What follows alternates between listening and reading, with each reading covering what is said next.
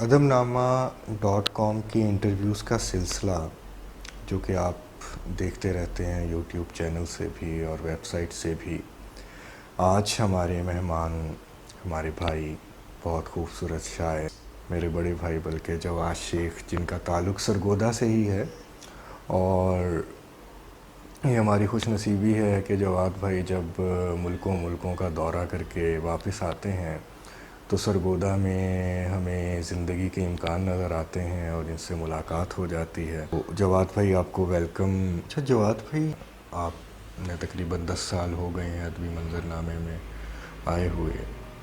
تو جب نئے لوگ پڑھنا شروع کرتے ہیں، ظاہر سی بات ہے بالکل ایک نئے بندے کا جو پہلا تعارف لٹریچر سے ہوتا ہے آج کل کی نسل میں، وہ احمد فراز، محسن نقوی اور منیر نیازی یا جان ایلیا سے وہ شروع کرتا ہے. پھر آہستہ آہستہ اس کو کوئی بتاتا ہے کہ آپ یہاں سے پڑھو، ان چیزوں کو پڑھو. تو آپ اس بارے میں کیا کہیں گے؟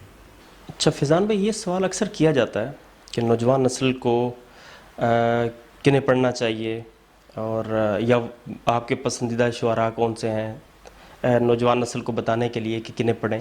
لیکن میں 2-3 جگہ پہ اپنے پسندیدہ شعراء کا نام لینے کے بعد اب یہ سوچتا ہوں کہ ہر شاعر کا ایک ہلکا اثر ہوتا ہے، اس کو آئیڈلائز کرنے والے نوجوان شعراء ہوتے ہیں، اور ان تک میں یہ پیغام بالکل نہیں پہنچانا چاہتا کہ وہ کوئی ایسے 2-3 نام لوں اور وہ اسی پہ سٹک ہو کے رہ جائیں اور وہ سمجھیں کہ بس ہمیں انہیں پڑھنا ہے. انہیں سب کو پڑھنا چاہیے، اساتذہ میں جتنے بھی گزرے شروع سے لے کے آخر تک، اور اب جو موجودہ دور کے جو سینئرز ہیں ان سمیت، ایک تو سب کو پڑھنا چاہیے. دوسرے اپنے پسندیدہ شعراء کا نام جہاں تک لیا جاتا ہے، اس میں بھی میں انہیں یہ بتانا چاہتا ہوں کہ ہم لوگ سب کو پڑھتے ہیں تب جا کے کہیں اپنے 2-3 ایسے پسندیدہ نام ہم چنتے ہیں، وہ بھی اس وجہ سے کہ ہم سمجھتے ہیں کہ وہ 2-3 نام یا کوئی ایک نام ہمارے مزاج سے، ہمارے دل کے زیادہ قریب ہے. لیکن اس کا ہرگز مطلب یہ نہیں ہے کہ جن کا نام ہم نہیں لے رہے وہ ہمارے مطابق ٹھیک نہیں ہیں یا اچھے نہیں ہیں. سبھی شعراء، اساتذہ میں خاص طور پہ سبھی شعراء نے اپنا نام بنایا ہے اور ان میں بہت ساری خوبیاں ہیں، ان سب کو پڑھنا چاہیے. اور ظاہر ہے آپ اپنا پسندیدہ شاعر چن بھی تبھی سکتے ہیں جب آپ نے باقی سب کو پڑھا ہو. ایک تو یہ بات. دوسری بات یہ ہے کہ ہاں، جہاں تک پسندیدہ شعراء کے نام کا تعلق ہے، ان میں 2-3 نام میں آپ کو بتاتا ہوں. وہ بھی جیسے میں نے ذکر کیا کہ میرے مزاج سے اور میرے دل کے زیادہ قریب ہیں. اور اس میں بھی ایک بات، وہ نام بتانے سے پہلے میں ایک بات یہ بتاتا چلوں کہ وہ بھی کانسٹنٹ نہیں رہتے نام. یعنی آج سے 5 سال پہلے، 10 سال پہلے شاید میرے پسندیدہ شعراء اور تھے، آج اور ہیں، اور کل کو اور ہو سکتے ہیں. اور یہ خوبی کی بات ہے، اگر آپ کے وہ کانسٹنٹلی چینج ہو رہے ہیں، مسلسل آپ کے وہ بدل رہے ہیں، تو ظاہر ہے آپ کی پسند تبدیل ہو رہی ہے، آپ مزید مطالعہ کر رہے ہیں لوگوں کا، اور مزید جو ہے آپ کا زندگی کا تجربہ آپ کا بڑھ رہا ہے، آپ کے مزاج میں تبدیلی آ رہی ہے، اس حساب سے بھی آپ کو شعراء آپ کے دل کے زیادہ قریب ہوتے رہتے ہیں. تو اب جو اس وقت 2-3 نام ہیں، ان میں عرفان صدیقی ہیں جن کا انڈیا سے تعلق ہے، اور اس کے علاوہ جمال ثانی ہیں، رئیس فروغ ہیں، جان ایلیا ہیں. یہ 3-4 نام میرے زیادہ قریب ہیں. اور اس کے علاوہ جو موجودہ دور کے جو بزرگ شعراء ہیں، ان میں انور شعور صاحب ہیں، ان میں رسا چغتائی جو حال ہی میں بھی چلے گئے، ظفر اقبال صاحب ہیں، افتخار عارف صاحب ہیں. اور پھر ان کے بعد آنے والوں میں جو 2-3 نام فوری طور پہ ذہن میں آنے والے، ان میں عباس تابش صاحب ہیں، عرفان ستار ہیں، آفتاب حسین ہیں. یہ 2-3 نام فوری طور پہ ذہن میں آنے والے. اس کے بعد مطلب اور بھی ان کے بعد آنے والوں میں بھی بے شمار لوگ ہیں، اور پھر ہمارے بعد آنے والوں میں بھی ایسے حیران کر دینے والے شاعر ہیں اور اچھا شعر کہنے والے. تو یہ تو سلسلہ چل رہا ہے. یار بھی 2010 کے بعد کی غزل آج کل ہم دیکھتے ہیں بہت سی یونیورسٹیز، اکثر لوگوں، بلکہ بہت بڑی بحث ہے یہ 2000 کے بعد کی جو غزل ہے. بہت اچھا لکھنے والے نوجوان جو ہیں وہ اس میں لکھ رہے ہیں، اور ایک پوری نسل جو ہے وہ تیار ہوئی ہے جس میں تھوڑا سا جو جدیدیت، اینٹی جدیدیت جو لوگ ہیں یا جدیدیت جو بھی پوسٹ ماڈرن یا پوسٹ ماڈرن غزل جو ہے، یعنی کہ جس دور میں ہم جی رہے ہیں، تو آپ کیسے دیکھتے ہیں؟ کیونکہ آپ کا بڑا کلوز ریلیشن ہوگا نئے لکھنے والوں سے بھی اور اپنے ہم نسلوں سے بھی. فیضان بھائی، جہاں تک اس بحث کا تعلق ہے جدید شاعری اور یہ سب جو جدیدیت کا جو ایک اینٹی جدیدیت اور جدید جو آپ نے نام لیا، یہ تو لمبی بحث ہے. لیکن مختصراً میں یہ ضرور کہنا چاہوں گا کہ یہ لفاظی کی بنیاد پہ یا ڈکشن کی بنیاد پہ ہرگز نہیں ہے. اگر کوئی اسے یہ سمجھتا ہے، یہ ظاہر ہے آپ نے اپنے کہنے کا، لکھنے کا ایک نیا انداز ہے جسے آپ اپنا کے کوئی جدید شاعر ہو سکتا ہے. ورنہ یہ ہے کہ ہمارے پاس شاعری میں خاص طور پہ وہی چند چیزیں ہیں، وہی چند جذبات ہیں جنہیں آپ رپیٹ کرتے چلے جائیں تو آپ کب تک کر سکتے ہیں؟ جب تک کوئی شاعر کوئی مختلف آہنگ نہیں اپنائے گا، کوئی مختلف اس کا کہنے کا کوئی طریقہ الگ نہیں ہوگا، وہ اپنی بات دوسروں تک نہیں پہنچا سکے گا. اور اگر وہ اسی رنگ میں اسی طریقے سے بات کرے گا جیسے پہلے ہوتی آئی ہے، تو اسے کیوں پڑھا جائے؟ کیا وہی جذبات، وہی خیالات اس سے پہلے آنے والے ہزاروں شعراء کر نہیں چکے؟ تو اگر کر چکے ہیں تو پھر اسے کیوں پڑھا جائے؟ تو ایک تو یہ بڑا بنیادی اور بڑا اہم سوال ہے. تو اور پھر ہم یہ دیکھتے ہیں کہ وہ تمام شعراء 2010 کی دہائی کے یا اس سے پہلے کے یا اس کے بعد کے، وہ لوگ جنہوں نے نیا آہنگ اپنایا ہے، بات کرنے کا نیا ڈھنگ ان کے اندر موجود ہے، وہی نمایاں ہوئے، انہیں ہی پذیرائی ملی، انہیں ہی عوامی طور پہ بھی خاص طور پہ اور شعراء میں بھی ایکسیپٹنس ملی ہے. اور اگر وہ وہی بات کر رہے ہوتے اور اسی انداز میں بات کر رہے ہوتے تو ظاہر ہے انہیں وہ اس قدر نمایاں نہ ہوتے. اور پھر اس حوالے سے اگر ہم 2010 میں آنے والے شعراء کو دیکھیں تو ویسے تو خیر اب شعراء کی تعداد اتنی زیادہ ہے پاکستان میں، ہندوستان میں بہت سارے شعراء ہیں. ہم ایک وقت میں یہ سمجھتے ہیں کہ ہم تقریباً سبھی شعراء کو جانتے ہیں جو لکھ رہے ہیں، لیکن پھر اچانک سے کوئی شاعر نمودار ہوتا ہے اور وہ بہت اچھا لکھ رہا ہوتا ہے اور ہم کہتے ہیں کہ ہمیں تو اس کا پتہ بھی نہیں تھا. اور تو اس طرح تو ہوتا ہے. لیکن جو کچھ نام جو بہت نمایاں ہیں خاص طور پہ ہمارے 2010 کے اور اس کے بعد آنے والوں میں، ان میں تہذیب حافی ہے جو نظم اور غزل دونوں میں بہت اچھا ایک نام ہے، جدیدیت کے حوالے سے بھی اس کا ایک اہم نام ہے. اچھا، اس کے علاوہ حماد نیازی ہے، وہ بھی ایک بہت اچھا شاعر ہے. اس کے علاوہ ہمارا دوست سرفراز عارش ہے جس کا تعلق سیالکوٹ سے ہے، وہ بھی ہیں، ہاں وہ بھی بہت اچھا شاعر ہے. اور اس کے علاوہ عدنان محسن ہے، وہ بھی بڑا قادر الکلام شاعر ہے. اور اس کے علاوہ میں آپ کا بھی ایک جگہ ذکر کر چکا ہوں، ظاہر ہے آپ بھی ہمارے نوجوان نسل کے نمائندہ شعراء میں شامل ہیں. اور یہ چند نا، عمیر نجمی ہے، جی ہاں وہ بھی بہت اچھا لکھنے والوں میں ہے. اور اس طرح یہ چند نام ہیں جو سامنے کے ہیں. جب کوئی شاعر اپنا سچ لکھ رہا ہوگا تو وہ آج کے دور کا سچ ہوگا، اور اس میں جو آج کا دور ہے وہ آٹومیٹکلی ڈاکومنٹ ہو جائے گا. اس کے لیے کچھ طے کر کے کچھ لکھنا یا یہ سوچنا کہ چونکہ ہم اس دور میں جی رہے ہیں اور اس کے نئے تقاضے ہیں اور یہ پچھلی زمانوں سے الگ ہے، تو ہمیں کچھ سوچ کے، کچھ طے کر کے، کچھ موضوعات کو ہمیں ڈاکومنٹ کرنا، ایسا نہیں، ممکن نہیں ایسا. میرا خیال ہے کہ یہ اگر ایک شاعر، میں اکثر جگہوں پہ یہ ذکر کرتا ہوں کہ اگر ایک شاعر اپنا سچ لکھ رہا ہے تو دو باتیں ہیں. ایک تو یہ ہے کہ وہ سچ آج کے دور کا ہے، تو وہ ظاہر ہے کہ وہ آج کا دور بھی بیچ میں ڈاکومنٹ ہو رہا ہے. دوسرا یہ ہے کہ جہاں انفرادیت اور جدیدیت کی بات ہو رہی ہے، اس میں بھی یہ بات بڑی اہم ہے کہ اگر کوئی شاعر اپنا سچ لکھنے پہ قادر ہے، یعنی اس کی مشق اتنی زیادہ ہے، اس نے اساتذہ کو پڑھا ہوا ہے، اسے پتہ ہے کہ اپنی بات جو آپ کے اپنے ذاتی تجربات ہیں ان کو کس طرح بیان کیا جائے، ان کو کس طرح اپنے الفاظ میں بیان کیا جائے، تو ایسا اگر کوئی کر پائے تو وہ آٹومیٹکلی وہ منفرد بھی ہوگا اور وہ جدید بھی ہوگا. میرا یہ خیال ہے. جو آپ کی بڑی ہمت ہے آپ کی، میں نے پہلے بھی شروع میں ذکر کیا کہ اس ادبی منظر نامے میں 2010 کی دہائی میں سے آپ ہمارے واحد دوست ہیں جنہوں نے کتاب چھاپی اور اس کی ماشاءاللہ بہت پذیرائی ہوئی ادبی منظر نامے پہ. تو کیسا ایکسپیرینس رہا؟ ہاں بالکل بالکل، اس حوالے سے ایک بڑی بنیادی سی بات ہے میرے خیال میں، اور یہ کتاب چھپوانے کے بعد ایک نتیجتاً جو بات میرے ذہن میں ہے کہ کتاب بہت جلدی بھی نہیں آنی چاہیے اور بہت دیر سے بھی نہیں آنی چاہیے، یعنی ان دونوں کے بین سارا معاملہ ہے جو آئیڈیل ہو سکتا ہے۔ بہت جلدی آنا تو ایک بالکل ظاہری سی بات ہے کہ وہ آپ بالکل ایکسپوز ہو کے رہ جاتے ہیں، اور پھر آپ خود اتنا ڈسہارٹ ہو سکتے ہیں کہ شاید آپ سے دوبارہ وہ کھڑا ہی نہ ہوا جائے، پہلی بات۔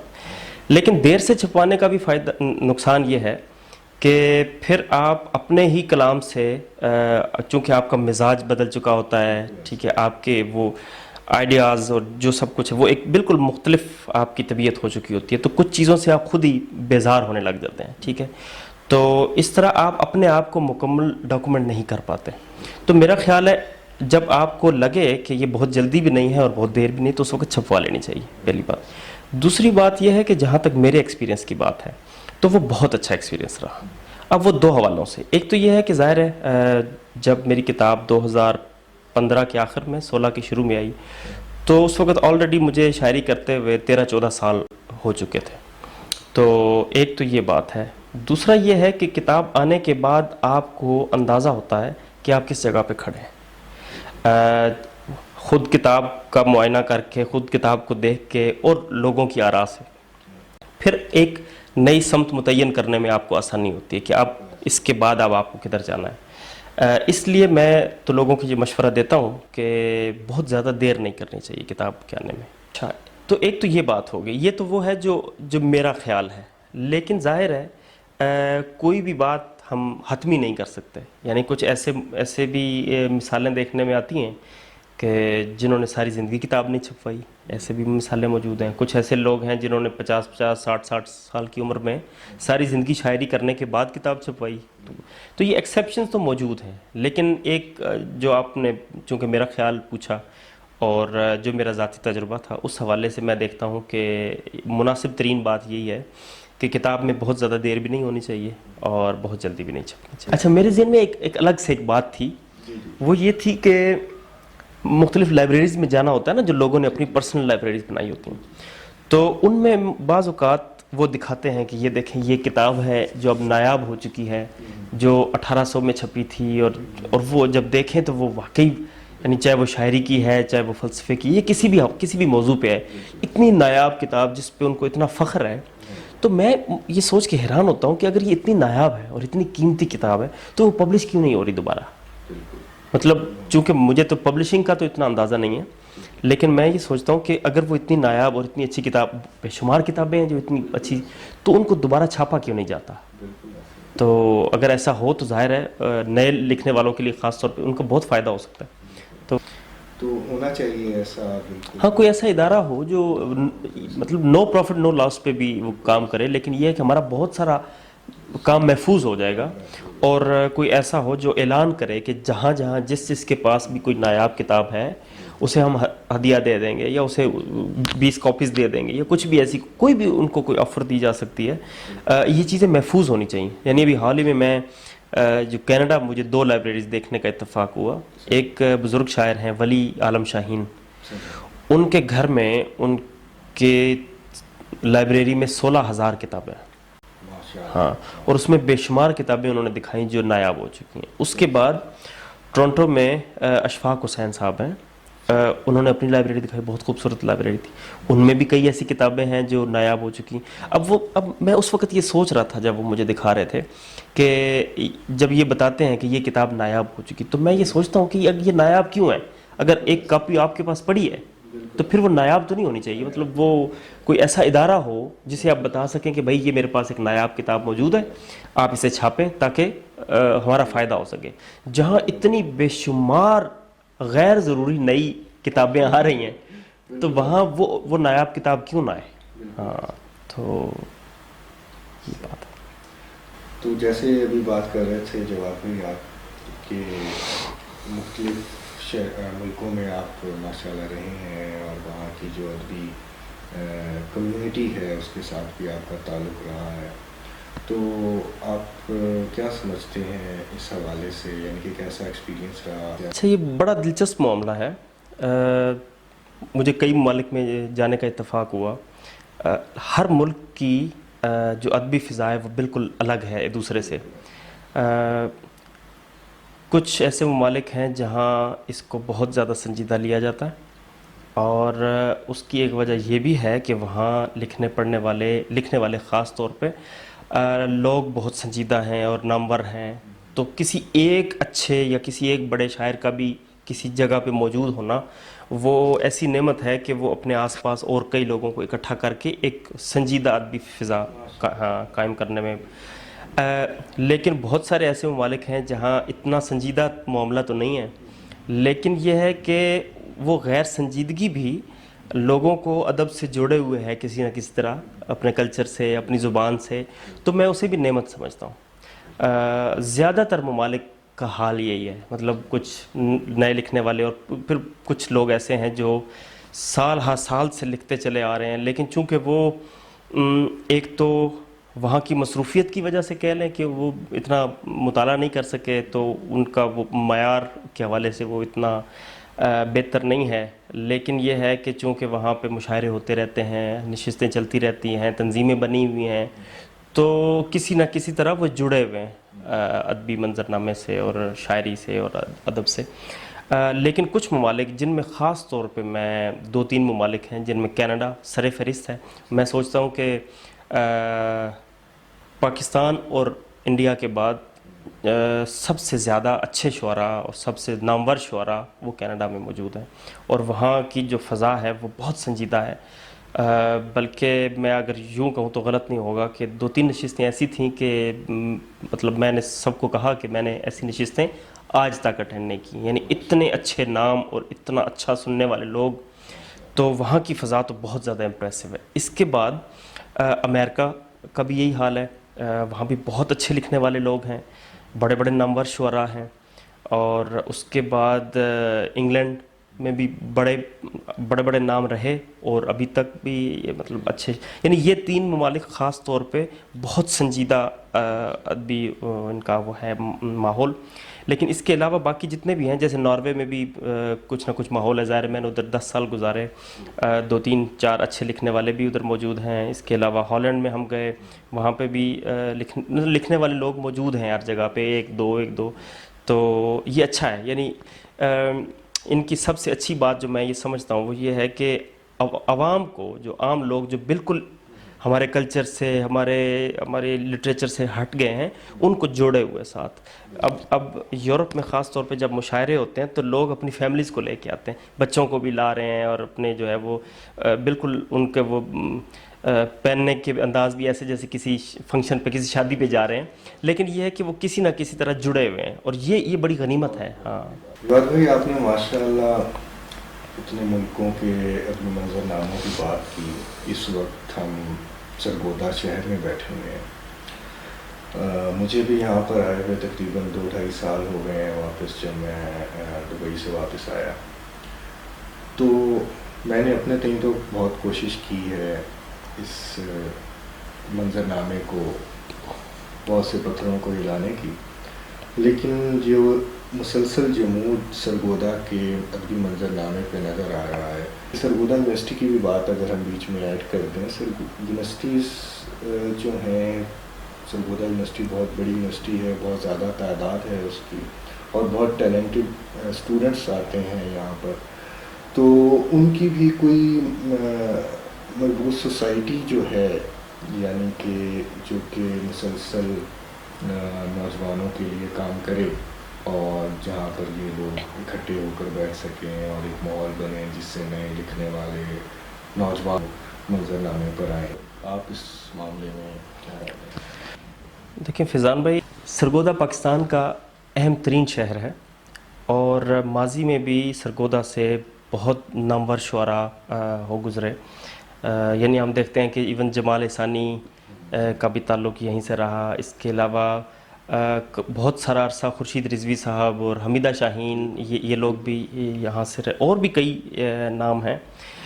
لیکن شکیب جلالی, جی بالکل, کیسا نامور شاعر تھے وہ بھی. تو ماضی میں جب ہم دیکھتے ہیں کہ ایسے ایسے لوگ گزرے اور ایسی ایسی ہستیاں گزریں، اور وزیر اعظم کا نام ہم کیسے بھول سکتے ہیں، ظاہر ہے وہ بھی کتنا ایک نامور شاعر تھے۔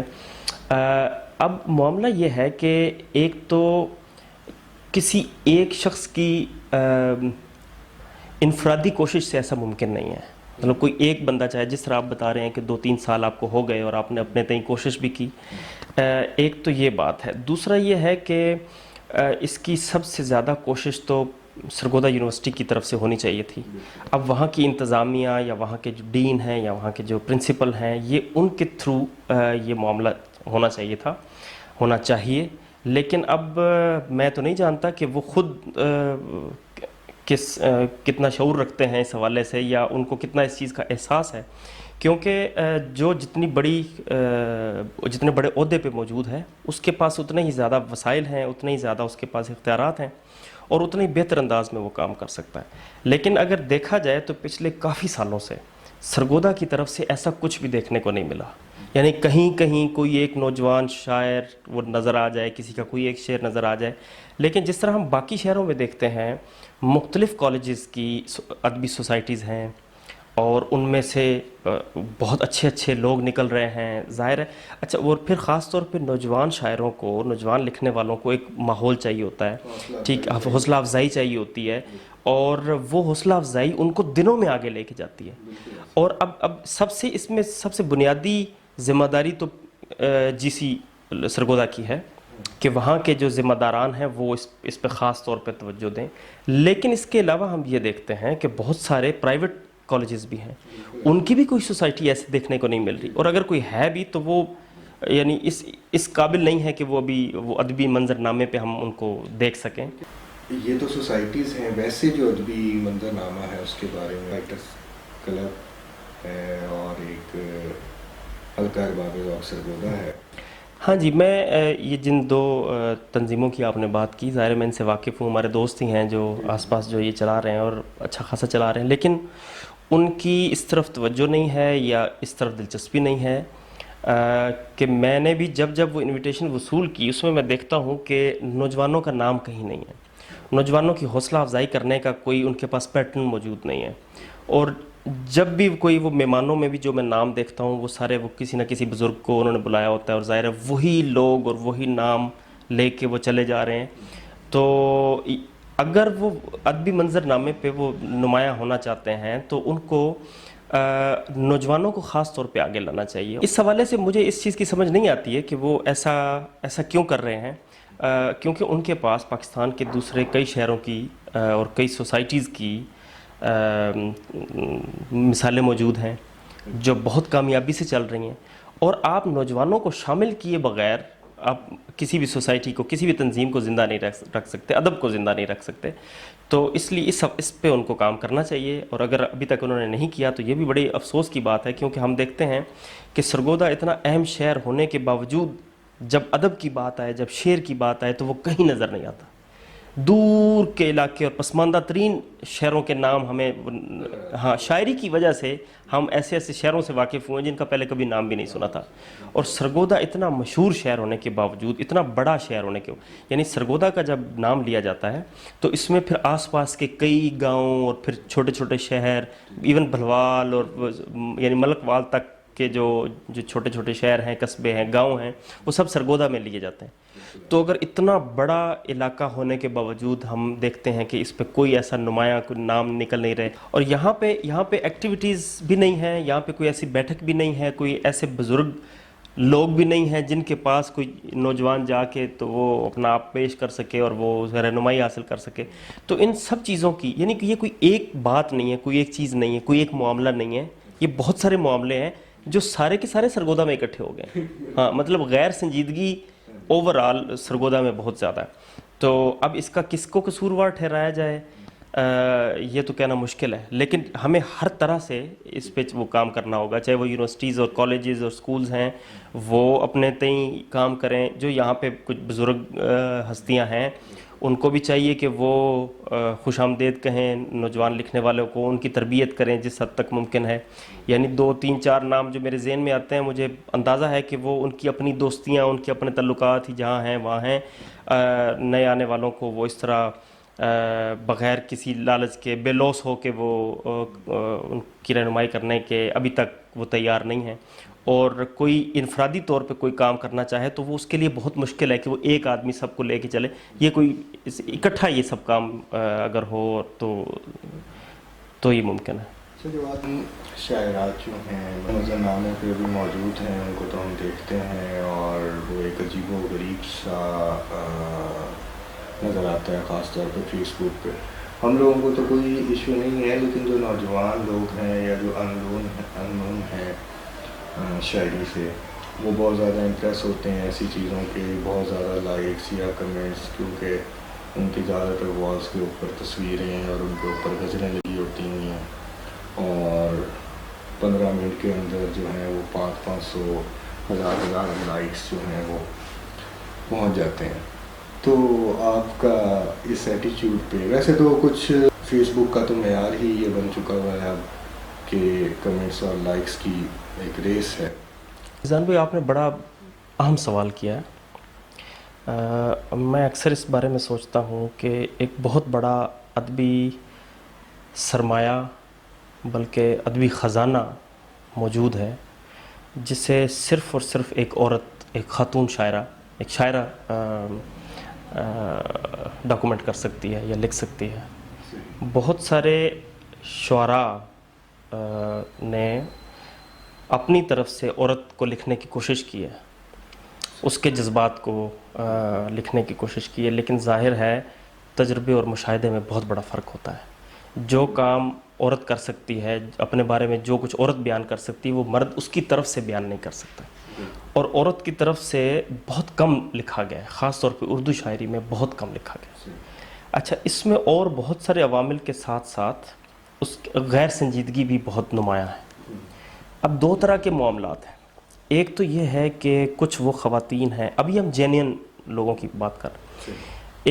ایک وہ لوگ ہیں جو خواتین شاعرات اور نوجوان خاص طور پہ جو مختلف قسم کی پابندیوں میں ہیں یا اپنے مزاج کے ہاتھوں وہ جھجک کا شکار ہیں، تو وہ کسی سے رہنمائی حاصل کرنے میں بھی ان کو اتنی جھجک ہے یا اتنا تامل ہے کہ وہ کسی کو اپروچ نہیں کرتی ہیں. اور اس وجہ سے ظاہر ہے وہ فنی طور پہ، تکنیکی اعتبار سے وہ پیچھے رہ جاتی ہیں. اور شاعری کا معاملہ یہ ہے کہ آپ کے جذبات، آپ کا مضمون جتنا بھی اچھا ہو، جیسا بھی آفاقی کوئی مضمون آپ اٹھا کے لے آئیں، جب تک اس کی بنت اچھی نہیں ہوگی، جب تک اس کا کرافٹ اچھا نہیں ہوگا، جب تک آپ کو الفاظ کی نشست و برخاست کا اندازہ نہیں ہوگا، اس وقت تک آپ اپنے جذبات وہ ضائع ہوتے رہیں گے. ٹھیک ہے، چاہے آپ جتنا بھی اپنا بڑا سچ لکھ رہے ہوں. ٹھیک ہے، جیسے میں اکثر اپنے سچ کی بات کرتا ہوں کہ آپ اپنا سچ لکھیں تو آپ منفرد ہوں گے، لیکن وہ سچ ہونے کے ساتھ ساتھ آپ کے پاس وہ کرافٹ اور وہ بنت اور وہ ووکیبلری، وہ سب کچھ موجود ہونا بہت ضروری ہے. اور اس میں بیشتر آپ کو کسی سینئر کی، کسی بڑے کی رہنمائی درکار ہوتی ہے.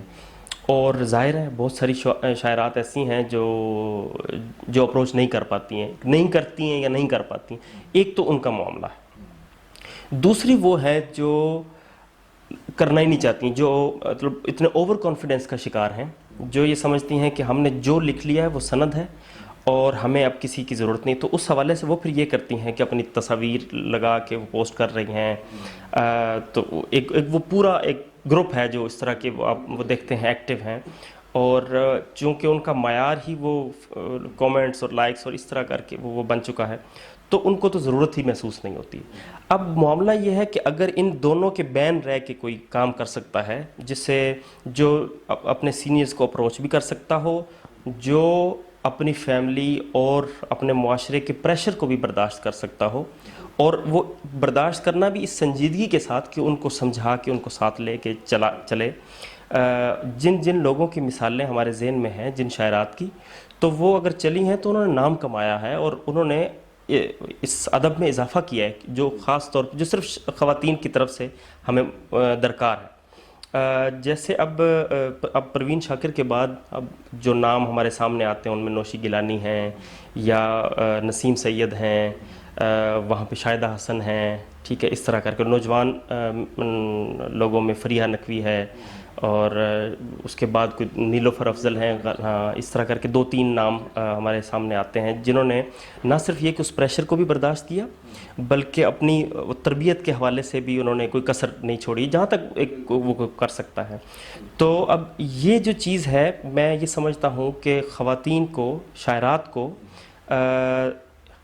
کوشش یہ کرنی چاہیے کہ اپنے آس پاس جو پابندیاں ہیں ان کو اگر وہ میچیور انداز میں اپنے آس پاس والوں کو سمجھا سکیں کہ یہ کتنا ان کے لیے ضروری ہے، اور اگر وہ واقعی ان کا پیشن ہے لکھنا، تو پھر ان کو سنجیدہ ہو کے یہ کام کرنا چاہیے، کیونکہ یہ کوئی پارٹ ٹائم جاب نہیں ہے۔ مطلب یہ جب تک آپ اپنا مکمل شاعری کو نہیں دیں گے آپ وہ نتائج اخذ نہیں کر سکتے، لیکن ایک بہت بڑا سرمایہ ہے جو پڑا ہوا ہے، جو ابھی تک ٹچ بھی نہیں کیا گیا۔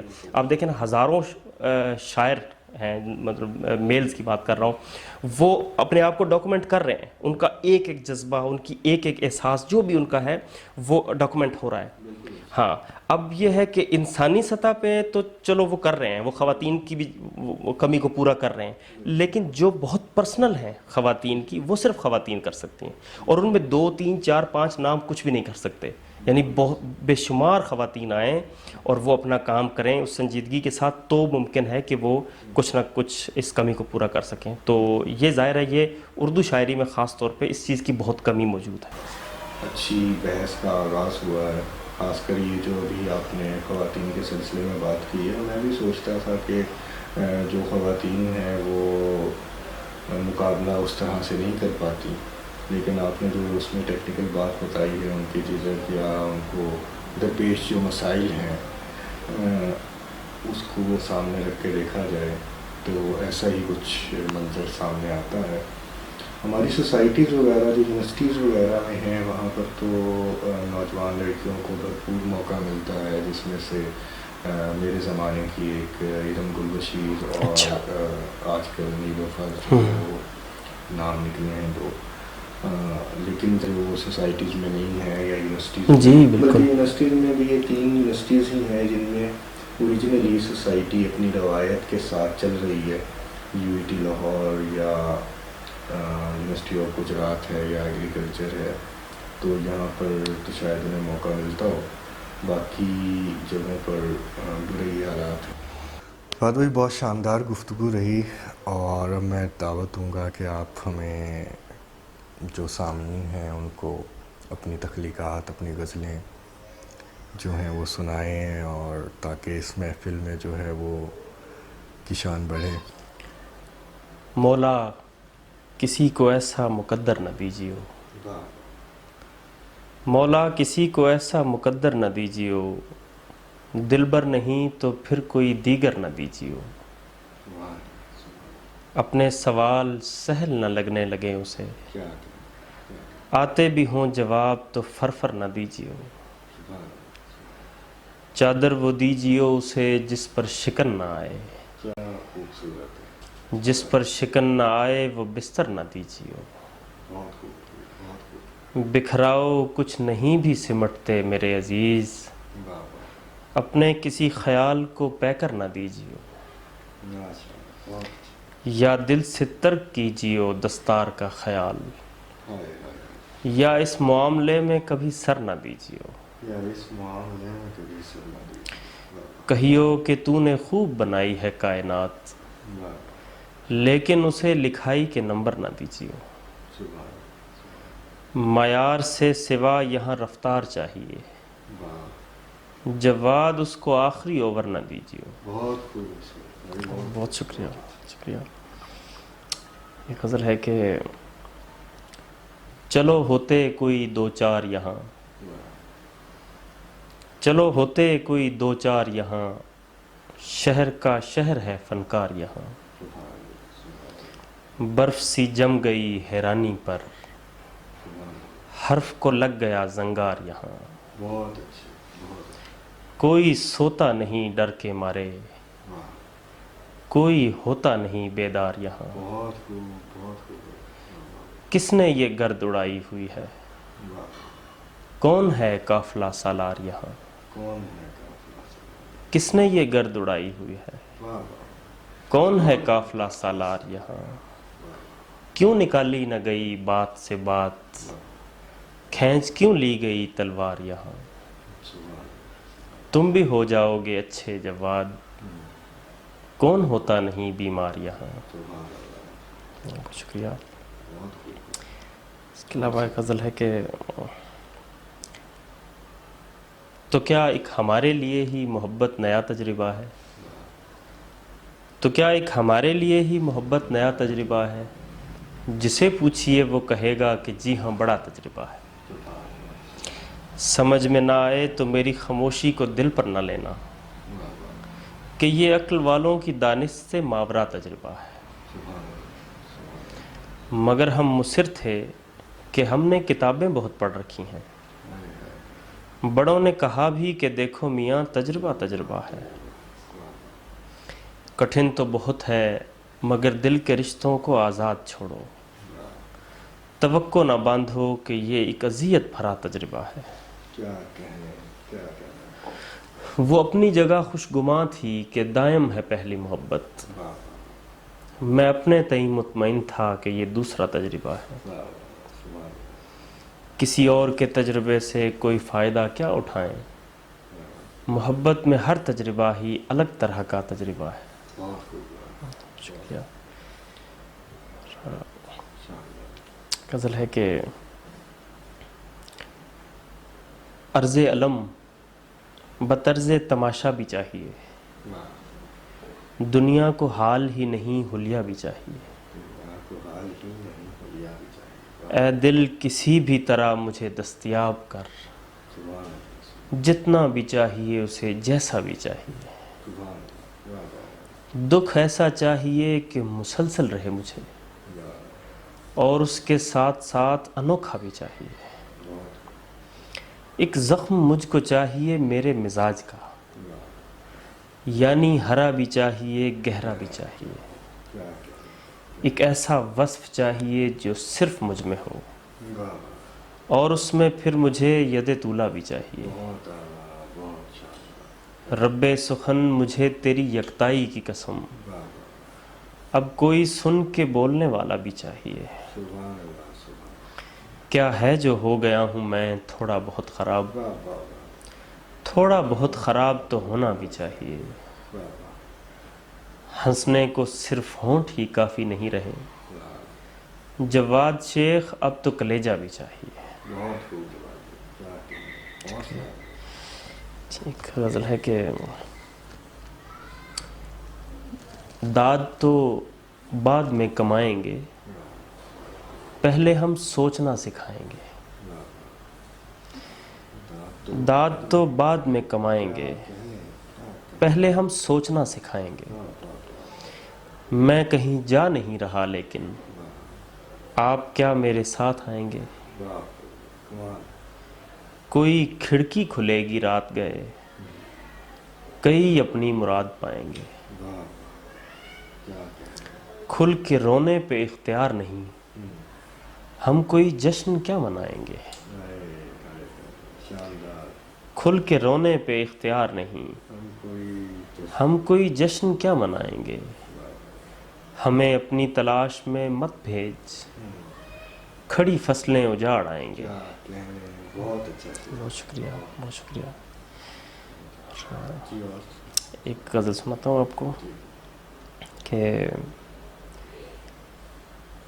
تو کیا یہ آخری خواہش ہے اچھا بھول جاؤں؟ تو کیا یہ آخری خواہش ہے اچھا بھول جاؤں؟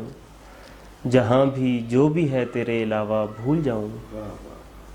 تو کیا یہ دوسرا ہی عشق اصلی عشق سمجھوں؟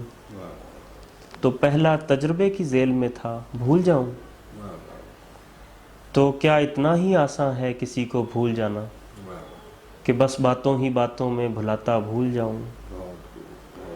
کبھی کہتا ہوں اس کو یاد رکھنا ٹھیک ہوگا، مگر پھر سوچتا ہوں فائدہ کیا بھول جاؤں؟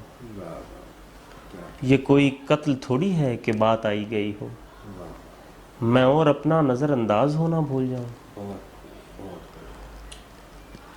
یہ کوئی قتل تھوڑی ہے کہ بات آئی گئی ہو. میں اور اپنا نظر انداز ہونا بھول جاؤں.